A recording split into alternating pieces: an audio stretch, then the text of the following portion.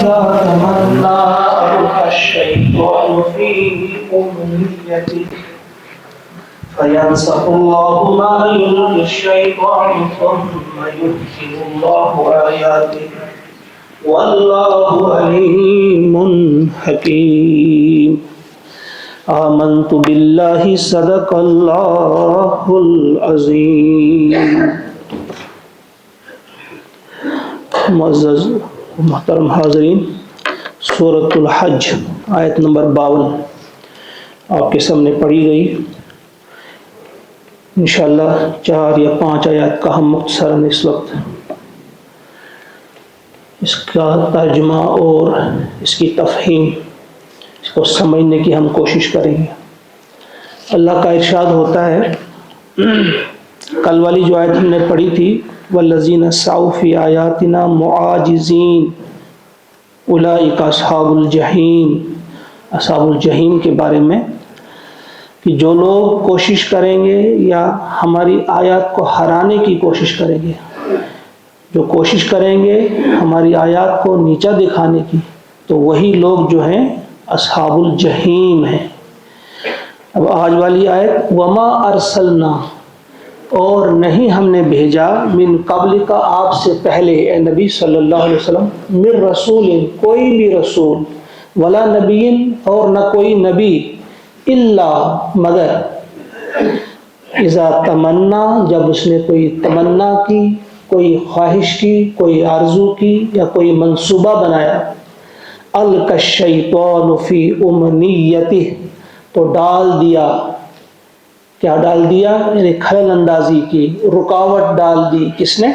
الشیطان، شیطان نے، فی امنیتی، اس کی اس نیت میں، اس کی اس ارادے میں، اس کے اس منصوبے میں.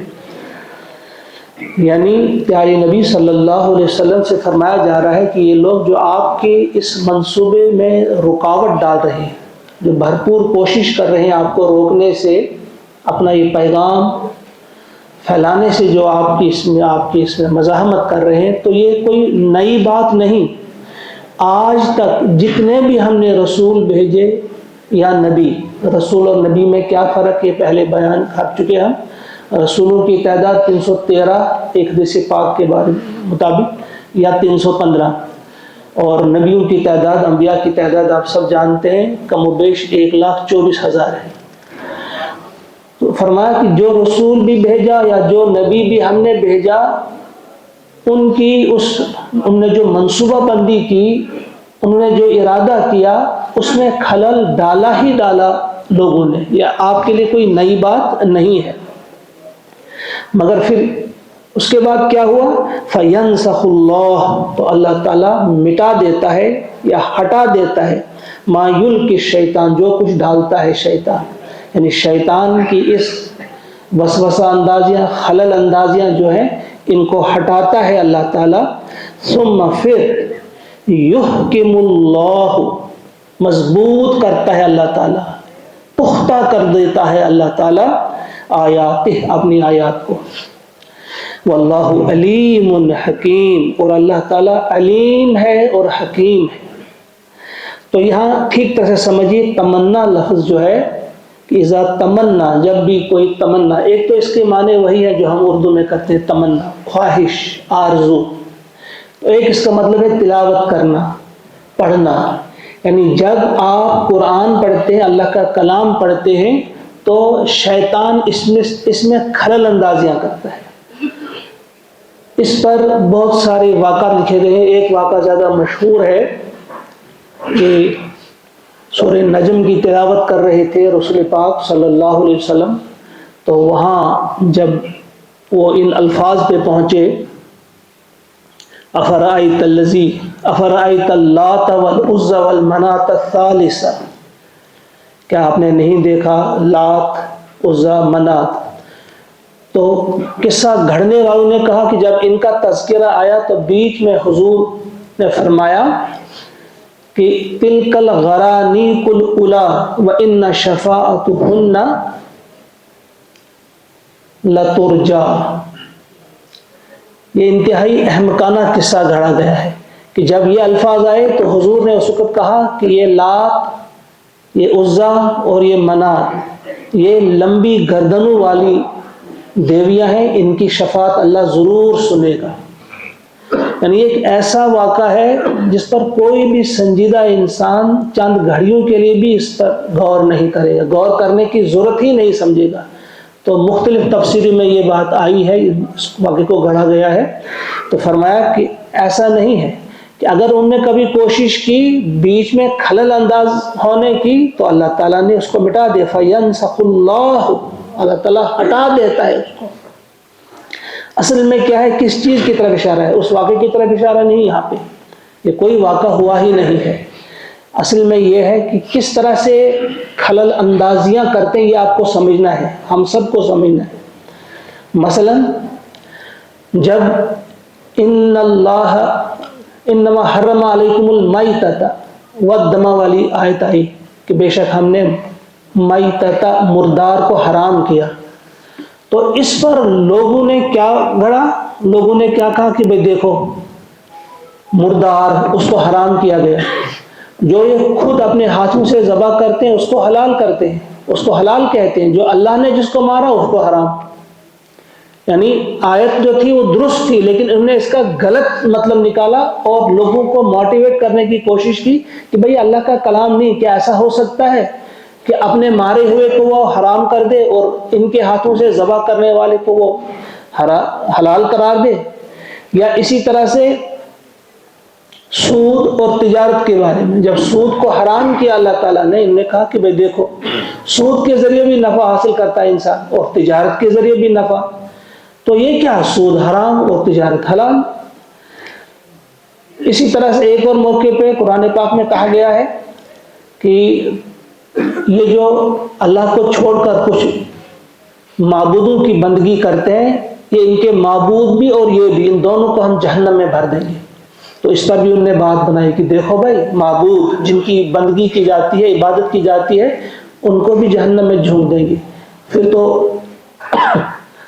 تو لوگ حضرت مسیح علیہ السلام کی بندگی بھی کرتے ہیں، عبادت کرتے ہیں، حضرت عزیر علیہ السلام کی بھی عبادت کرتے ہیں، تو کیا ایسے نیک اور عظیم انسانوں کو بھی جہنم میں جھونک دیا جائے گا؟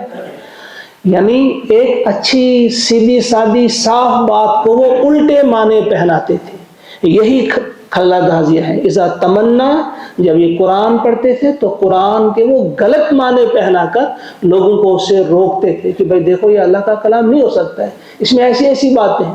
کبھی مچھر کی مثال دی گئی تو دیکھو بھئی اللہ اور مچھر کی مثال، کیا ضرورت ہے مچھر کی مثال دینے کی؟ یعنی بہت ساری ایسی چیزیں ہیں۔ اس پر فرمایا اللہ تعالیٰ نے کہ یہ جو رکاوٹ ڈالنے کی کوشش کرتے ہیں یا منصوبہ بندی جو کرتے ہیں حضور علیہ السلام، اس منصوبے کو ناکام کرنے کی وہ جو کوشش کرتے ہیں، چاہے وہ دونوں مطلب اس کے ہیں، آیات کا تذکرہ الگ سے ہو یا منصوبہ جب بھی بناتے ہیں کوئی تو اس کی راہ میں رکاوٹ بننے کی کوشش کرتے ہیں، تو اللہ تعالیٰ فرماتے ہیں کہ یہ اللہ کا کام ہے، اللہ تعالیٰ ان کو ہٹا دیتا ہے، ان چالوں کو دور کر دیتا ہے، ناکام کر دیتا ہے، اور پھر اپنی آیات کو محکم کرتا ہے، مضبوط کر دیتا ہے، اور اللہ تعالیٰ ہی ہے علیم اور حکیم۔ پھر فرمایا لِيَجْعَلَ مَا يُلْقِ الشَّيْطَانُ، یعنی ایسا کیوں ہونے دیتا ہے اللہ تعالیٰ، یعنی شیطان کو بھی اپنے داؤ کیوں چلنے دیتا ہے؟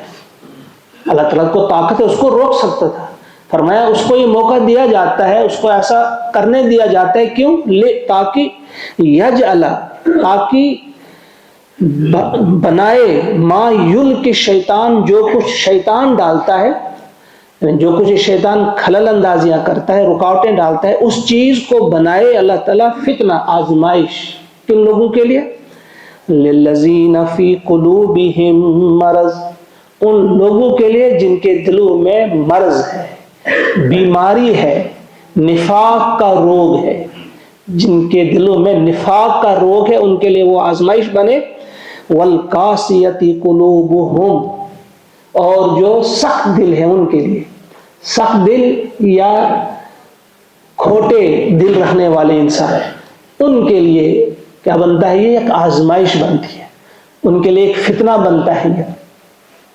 وَإِنَّ الظَّالِمِينَ لَفِي شِقَاقٍ بَعِيدٍ، اور بے شک ظالم جو ہیں وہ پڑے ہیں دور کی اس عداوت میں، دور کی دشمنی میں یا دور کی بدبختی میں وہ پڑے ہوئے، یعنی بہت دور نکل گئے ہیں عداوت میں، دشمنی میں، ان کا لوٹنا اب مشکل ہے۔ اس لیے ان کو یہ جو ہے ایک ہی آیت سنتے ہیں، جن کے دلوں میں روگ ہوتا ہے، بیماری ہوتی ہے، زائغ ہوتا ہے، نفاق ہوتا ہے، وہ اس کے غلط معنی پہنا کر اس سے دور ہوتے ہیں۔ جو صاف دل ہوتے ہیں، جن کے دل ان بیماریوں سے پاک ہوتے ہیں، مخلص ہوتے ہیں، ان کا کیا ہوتا ہے؟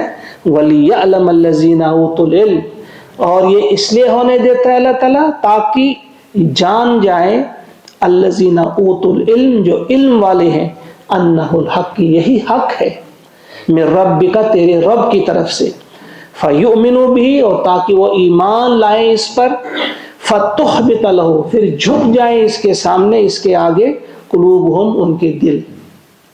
یعنی ایک ہی آیت ہے، جب قرآن نازل ہوتا ہے تو کچھ لوگ اس سے زیادہ دور ہو جاتے ہیں، ان کی بدبختی میں اضافہ ہوتا ہے، وہ اور بدبخت ہو جاتے ہیں۔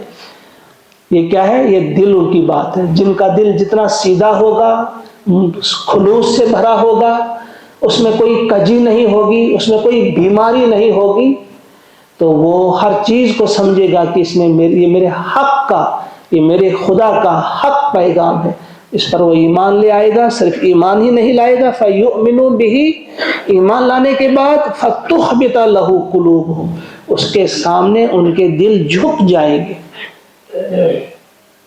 ان لوگوں کے لیے فتنہ، اور ان لوگوں کے لیے اب ہم نے بھی جاننا ہے، ہمیں بار بار اپنے دلوں کو ٹٹولنا چاہیے کہ ہمارے دلوں میں جب خیالات آتے ہیں، کس قسم کے خیالات آتے ہیں؟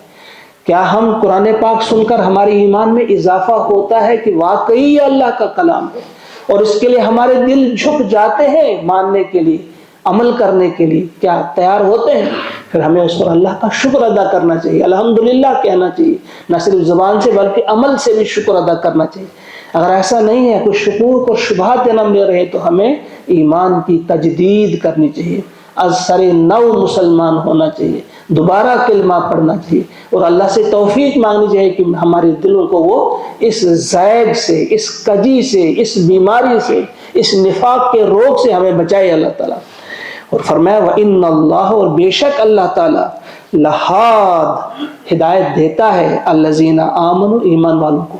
یعنی اگر ایمان والوں کو کبھی کوئی پرابلم آ بھی جاتی ہے، کہیں غلطی سے ان کا قدم کہیں اور بھی چلا جاتا ہے، ان کا رخ اگر کبھی غلط بھی مڑ گیا، لیکن فوراً وہ احساس کرتے ہیں کہ نہیں، ہم سے غلطی ہوگی، وہ فوراً آ جاتے ہیں، اللہ تعالیٰ سے توبہ کرتے ہیں، اللہ تعالیٰ کی طرف پلٹتے ہیں، تو اللہ تعالیٰ ان کو ہدایت دیتا ہے۔